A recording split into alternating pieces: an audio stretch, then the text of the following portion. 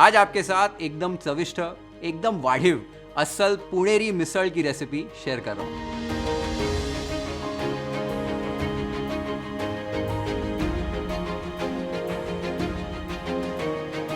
WhatsApp guys, Sanjyot Keer here, welcome to wifi. Misal Maharashtra की एकदम famous recipe है जो मुझे भी बहुत ज़्यादा पसंद है। और बेसिकली जो मिसळ का कॉन्सेप्ट होता है वो एक मिक्सचर होता है, अलग अलग चीज़ें मिक्स करके उसको सर्व की जाती है, इसलिए उसको मिसळ बोलते हैं। अब महाराष्ट्र के अलग अलग रीजन्स में अलग अलग वर्जन्स मिलते हैं मिसळ के, जो भी वहाँ पर फेमस हो गए और वही रेप्लिकेट कर दिए जाते हैं। जैसे कोल्हापुरी मिसळ की रेसिपी आप सबके साथ मैंने शेयर की हुई है ऑलरेडी। वो काफ़ी स्पाइसी होती है और उसमें कोल्हापुरी कांदा लहसुन मसाला यूज़ किया जाता है। और कोल्हापुरी मिसळ की रेसिपी मैंने एड शेरन को भी सिखा दी है बनाना अभी, तो काफ़ी और फेमस हो गई है, आपने वो वीडियो देखा होगा। वैसे ही नासिक की जो मिसळ है वो थोड़ी सी ग्रीनिश ब्लैकिश रंग की बनती है, हिरवी मिसळ बनती है। मुंबई में आपको कई जगह पर वटाना मिलेगा मिसळ के अंदर, तो ऐसे हर जगह की मिसळ अलग होती है। वैसे ही पुणे की जो मिसळ है वो काफ़ी ज़्यादा स्पेशल है। इसमें एक मटकीची उसळ बनती है जो थोड़ी सी टैंगी होती है और इसमें गोड़ा मसाला यूज़ किया जाता है। फिर इसको जब भी प्लेट करते हैं तो इसमें पहले बटाट्याची भाजी, ऊपर से कांदे पोहे, साथ में सेव फरसान, फिर मटकीची उसळ डाली जाती है, वो जो ऊपर कट होता है वो डाला जाता है, और फिर कांदा और ऊपर से कोथिंबीर। बहुत ही डिलिशियस, एकदम ब्यूटीफुल ये मिसळ बनती है। और ट्रेडिशनली आज भी बहुत सारी फेमस जगहों पर पुणे में ये ब्रेड स्लाइस के साथ ही सर्व की जाती है, क्योंकि पहले पाव नहीं मिलता था, सिर्फ ब्रेड स्लाइस मिलती थी। अभी पाव के साथ भी सर्व होना शुरू हो गई है। पर्सनली मुझे पाव के साथ ज़्यादा अच्छी लगती है, इसलिए मैं भी पाव के साथ सर्व करता हूँ। आप ब्रेड या पाव के साथ किसी के साथ भी खा सकते हो।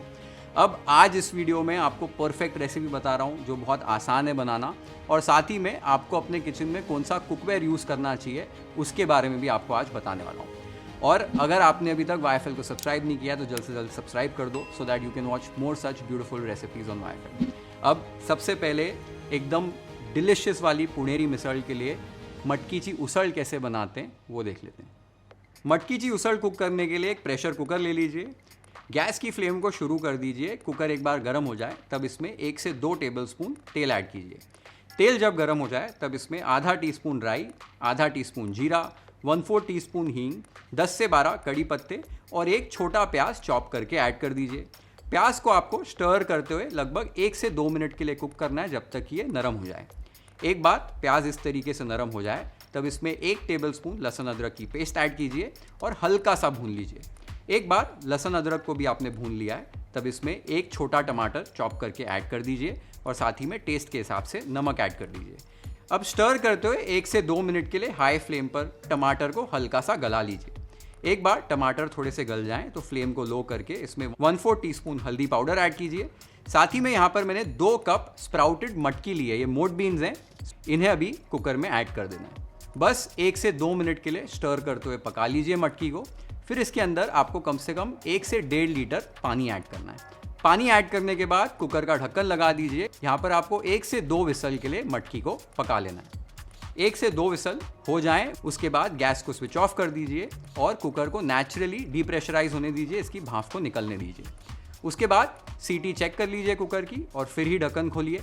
ढक्कन खोलने के बाद आप देख सकते हो मटकी हमारी अच्छे से पक चुकी है, इसमें अभी भी हल्की सी बाइट है। इस स्टेज पर इस मटकी को आपको साइड पे रख देना है।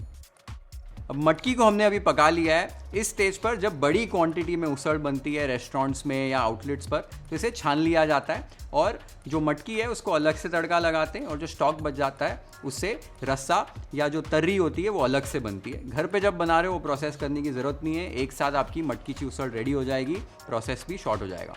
कई घरों में जो स्प्राउट्स हैं वो अलग अलग मिक्सचर ऑफ स्प्राउट्स भी यूज़ किए जाते हैं, जैसे वटाने और चने के भी स्प्राउट्स ऐड कर देते हैं। कंप्लीटली आपके ऊपर है, हर घर की हर जगह की रेसिपी अलग होती है और वो आपके ऊपर है इसमें आप क्या डाल रहे हो। मैं सिर्फ मटकी यूज़ कर रहा हूँ। अब आपको मैं अच्छी अच्छी रेसिपीज़ तो बताते ही रहता हूँ, पर मैं जब भी कुकिंग करता हूँ मेरे लिए कुछ चीज़ें बहुत इंपॉर्टेंट होती है। एक तो इंग्रेडिएंट्स बेस्ट क्वालिटी के यूज़ करता हूँ और साथ ही में मेरा कुकवेयर भी जो है वो एकदम बेस्ट क्वालिटी का होना चाहिए। और बेस्ट क्वालिटी के कुकवेयर के लिए कुछ चीज़ें ज़रूरी होती हैं, जैसे जो मेरा कुकवेयर है वो एकदम लॉन्ग लास्टिंग होना चाहिए, बेस्ट फूड ग्रेड मटेरियल से बना होना चाहिए और इसमें पका हुआ जो खाना है वो एकदम टेस्टी, हेल्दी और न्यूट्रिशियस बनना चाहिए। और उसके लिए मैं मिल्टन प्रो कुक का कुकवेयर रेंज यूज़ करता हूँ। मिल्टन एक ऐसा ब्रांड है जिसे हम सभी लोग तो जानते ही हैं, इतने सालों से इन्हें ट्रस्ट करते हैं इनकी अच्छी क्वालिटी के प्रोडक्ट्स के लिए, और इनका कुकवेयर रेंज भी वैसे ही best quality food grade material से बनाए जाते हैं। आज आपने देखा कि मैंने जो मटकी कुक करने के लिए प्रेशर कुकर यूज़ किया है वो Milton pro cook triply stainless steel outer lid pressure cooker है, जो मुझे यूज़ करना बहुत पसंद है। एक तो इसकी 3 लेयर कंस्ट्रक्शन है। अंदर का लेयर SS304 स्टेनलेस स्टील से बना हुआ है, जो best food grade stainless steel है। बाहर का लेयर 430 स्टेनलेस स्टील से बना हुआ है, जो मैग्नेटिक स्टेनलेस स्टील है, जो इसे इंडक्शन कंपेटेबल बनाता है। और बीच का लेयर एल्यूमिनियम से बना है, जो इवन हीट डिस्ट्रीब्यूशन इंश्योर करता है, जिससे आपका खाना चारों जगह से प्रॉपरली पक जाता है। और एक चीज़ जो मुझे बहुत पसंद है कि एकदम मोटा तला है, हैवी थिक बॉटम है, जिससे हीट रिटेन होती है, खाना नीचे लगता नहीं है और फटाफट पक जाता है। Easy grip and stay cool handle है, तो आसानी से इसे हैंडल कर सकते हो कुकिंग के समय। और कई बारी हम प्रेशर कुकर को रेगुलर कुकिंग के लिए भी यूज़ करते हैं, तो इसकी खास बात यह है कि इसका शेप एक हांडी के जैसे एकदम वाइड कर्व शेप है।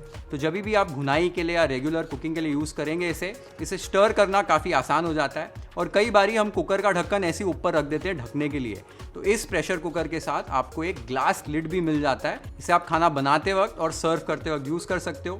1.5 लीटर, 3.5 लीटर और 5.5 लीटर कैपेसिटी में अवेलेबल है। ओवरऑल मिल्टन प्रो कुक में बनाए जाने वाला खाना एकदम परफेक्टली सेफ और हाई एंड न्यूट्रिशन वैल्यू होता है। With Milton pro cook you can cook like a pro. मेरा कूपन कोड यूज़ करके आपको इंस्टेंट डिस्काउंट मिल जाएगा इनकी वेबसाइट के ऊपर, लिंक नीचे डिस्क्रिप्शन बॉक्स में मेंशन्ड है। You can also visit your nearest store to check out the complete Milton pro cook cookware range. अब हमारी मटकी तो उबल चुकी है, नेक्स्ट प्रोसेस है एक वाटन बनाना है, और फिर आगे का मटकी ची उसड़ का प्रोसेस कैसा है वो देख लेते हैं। अब सेम प्रेशर कुकर यूज़ करेंगे आगे के प्रोसेस के लिए। हाई फ्लेम पर एक बार प्रेशर कुकर गर्म हो जाए तो फ्लेम को लो कर दीजिए। फिर इसके अंदर 1/4 ड्राई कोकोनट आपको ग्रेट करके ऐड करना है, जो खोपरा होता है वो ऐड किया है, 50 ग्राम लिया है। इसे आपको स्टर करते हुए लाइट गोल्डन ब्राउन होने तक अच्छे से भून लेना है। फ्लेम को लो रखना है ताकि जो खोपरा है वो जले ना। ये आप देख सकते हो लाइट गोल्डन ब्राउन रंग का ये हो चुका है। इसे अभी एक बोल में आप ट्रांसफर कर लीजिए। अब सेम बर्तन में 1 टेबलस्पून तेल ऐड कर रहा हूँ। तेल एक बार गर्म हो जाए तब इसमें 2 स्लाइस किए हुए प्याज ऐड करने। प्याज को आपको अच्छे से भून लेना है जब तक कि ये लाइट गोल्डन ब्राउन रंग के हो जाते हैं। ये आप देख सकते हो प्याज को मैंने अच्छे से भून लिया है। अब इसके अंदर 10 कलियां लहसुन की, 2 इंच अदरक, एक लार्ज चॉप किया और टमाटर और 1 चुटकी नमक ऐड कर दीजिए। अच्छे से स्टर कर लीजिए और हाई फ्लेम पर 1 मिनट के लिए भून लीजिए।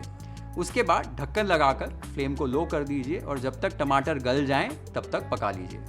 एक बार टमाटर गल जाएं तब ढक्कन को निकाल लीजिए। ये आप देख सकते हो हमारे टमाटर अच्छे से गल चुके हैं। इस स्टेज पर इस मिक्सचर को आपको सेम बोल में ट्रांसफ़र कर लेना है। एक बार आपने सारी चीज़ों को बोल में डाल दिया है, इसे रूम टेम्परेचर पर आने तक ठंडा कर लीजिए पीसने से पहले। एक बार ये ठंडे हो जाए एक मिक्सर ग्राइंडिंग जार में इन्हें ऐड कर दीजिए। कम से कम पानी यूज़ करके आपको इसकी एक फाइन पेस्ट तैयार कर लेनी है। ये आप देख सकते हो मैंने इसे एकदम फाइन तरीके से पीस लिया है और ये हमारा वाटन रेडी हो गया है।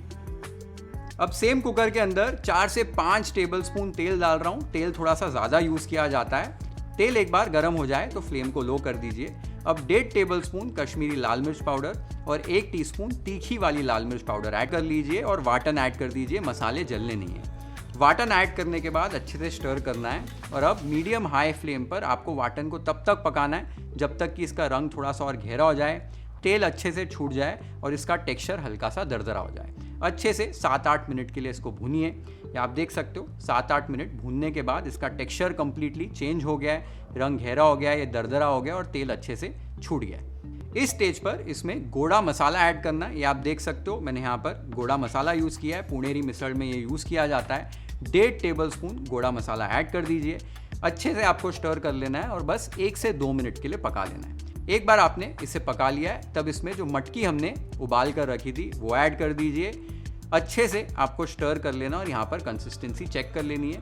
थोड़ा सा गर्म पानी और ऐड कर रहा हूँ कंसिस्टेंसी एडजस्ट करने के लिए। और यहाँ पर 1 टेबलस्पून गुड़ ऐड कर रहा हूँ। पुणेरी मिसळ में गुड़ ऐड की जाती है। इससे मिसळ जो है वो मीठी नहीं होगी बट फ्लेवर्स जो है बैलेंस हो जाएंगे। थोड़ा सा टैंगी फ्लेवर आ जाता है टमाटर और गुड़ की वजह से।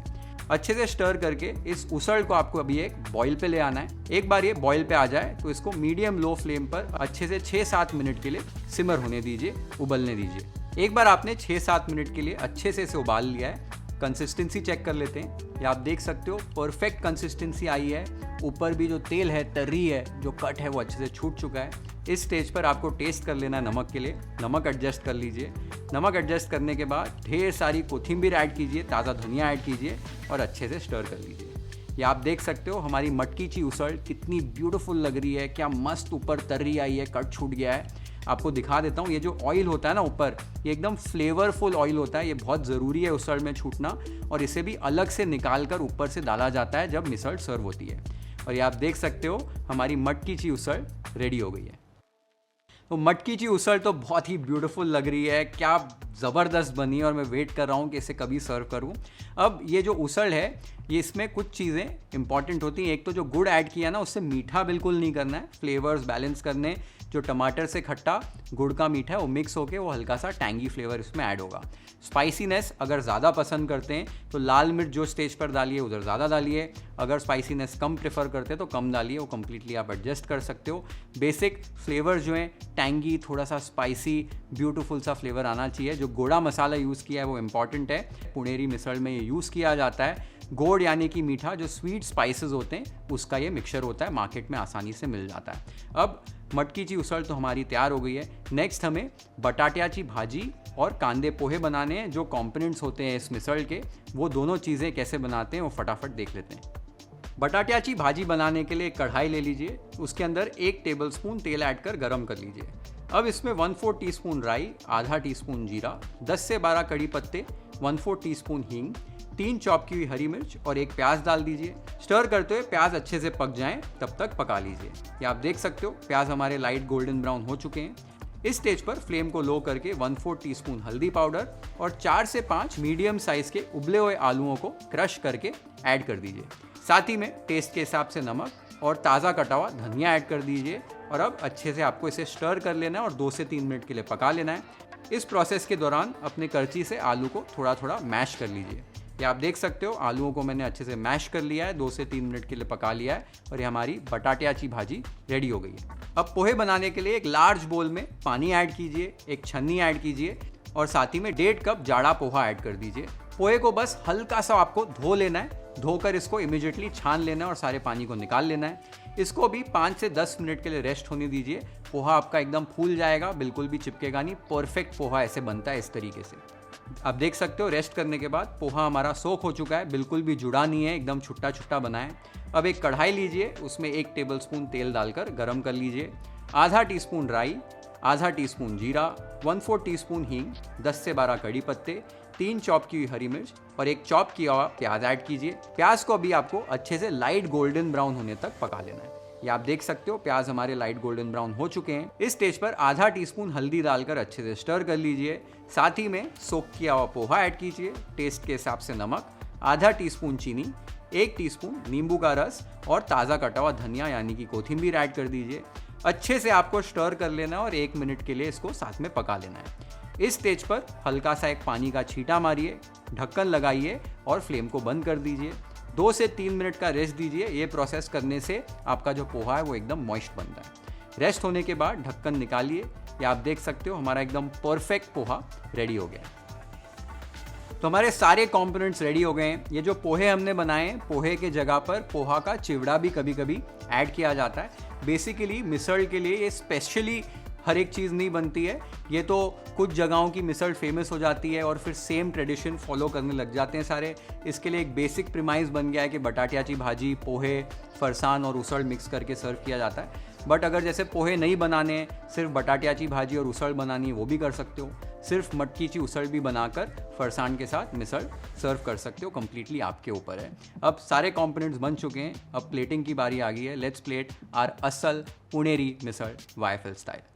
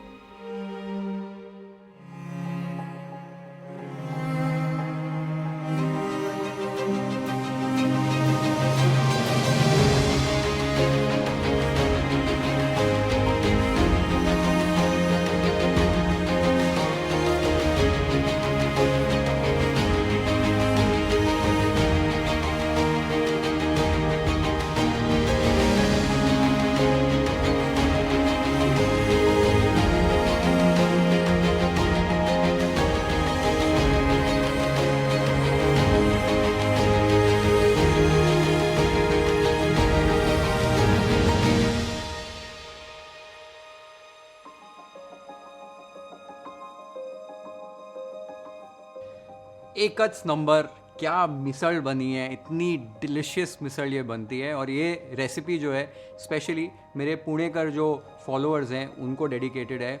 जो लोग पुणे जाकर मिसल नहीं खा सकते हैं, ज़रूर बनाइए ये रेसिपी और इन्जॉय कीजिए ये डिलिशियस रेसिपी को। It turns out to be incredible. ज़रूर ट्राई कीजिए रेसिपी अपने घर पे। मुझे कमेंट्स में बताइए आपको ये रेसिपी कैसी लगी। Share this video with your friends and family. Hit the like button if you like this recipe. Follow and subscribe to YFL if you haven't yet. Have an amazing time with this beautiful Asal Puneri misal at your home. Cheers.